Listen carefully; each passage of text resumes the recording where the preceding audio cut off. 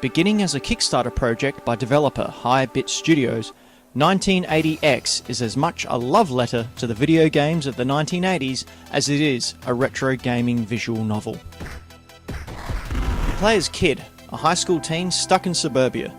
Like any burgeoning adult, Kid dreams of a world beyond the small town of his youth, feeling trapped as he realises the world has much more to offer. It isn't until one night, as he walks aimlessly amongst the streets he knows so well, he comes across the old warehouse on the outskirts of town, one which his mother told him never to enter. Doing what every teenager ever has done, he enters its doors and is introduced to the smoke-filled, neon-lit world of the 1980s arcade. Filled with the coolest uncool people he has ever seen, Kid plonks a coin into the nearest machine and enters the world of video games. Maybe I could be one of them.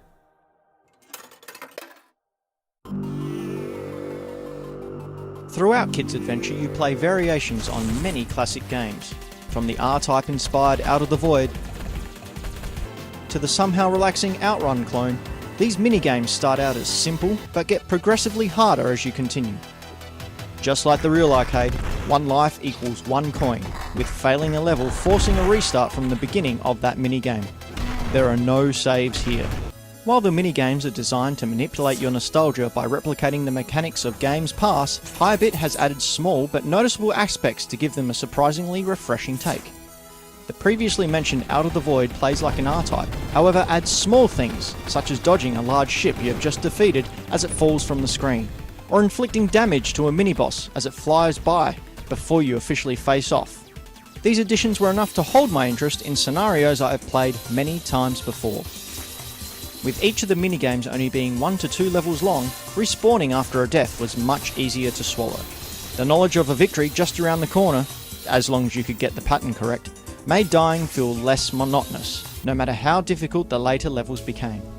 Another cool addition to the gameplay was during the Outrunner game, where, after defeating the first level, we are treated to driving through the streets while Kid narrates his laments to us. Speeding cars reminding me that there was a way out, a road to somewhere. This, along with seeing Kid's face in the arcade screen before the minigame begins, makes the player feel more connected to Kid. We've all had teenage hang-ups, and hearing Kid's voice speaking his mind while playing establishes a connection to the protagonist in an effective and clever way. The pixel art and music of 1986 is off the charts amazing. In fact, it's some of the best I have seen and heard in recent memory. The cutscenes which tell of Kid's story are crisp and beautifully animated, so much so that the looping used fits right in. It's all a part of capturing the feel of those early arcade games. A fantastic 80s synth rock soundtrack backs not only the story cutscenes, but also makes an appearance within the game. I often found myself bopping along to classic 8-bit tracks while playing, only to be happily surprised with some modern day electro beats piping in, making the games feel much grander.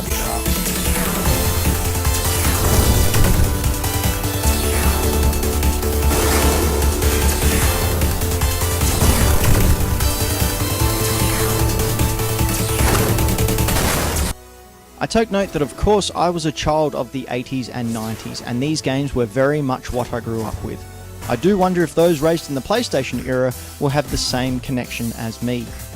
Nostalgia grabbed a hold of me with two arms and pulled me back to those times of my own youth, echoing many of the doldrums that Kid voiced, such as being unfairly labelled at school or pining over that person who was way out of our league. These are all evergreen teenage subjects, and ones that's sure to strike a chord within any gamer, no matter what games they grew up with.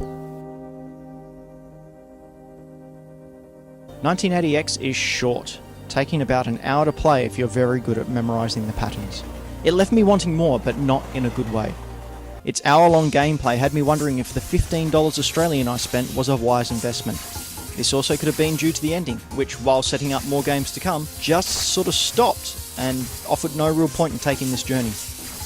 All of the threads introduced throughout the game are not paid off, making it feel like a lack of cohesiveness and the storyline not being anything more than an excuse to pad out the mini-games. The dialogue of those cutscenes, however, is fantastic. Lines such as "another life is just a coin away" are almost poetic, adding to the teenage angst and drama that Kid exudes. Highbit Studios have made an extremely fun and enjoyable game, creating a heart-tugging look back at video games in their adolescent years. Like Kid, video games were beginning to mature and the world was opening up to them. It's a pity that they focused on the journey and not the destination. It took all the guts I had to go down the stairs. A new life may only be a coin away, but how many coins are needed to enjoy this short visual novel is entirely up to the individual, and may not be worth the price for some.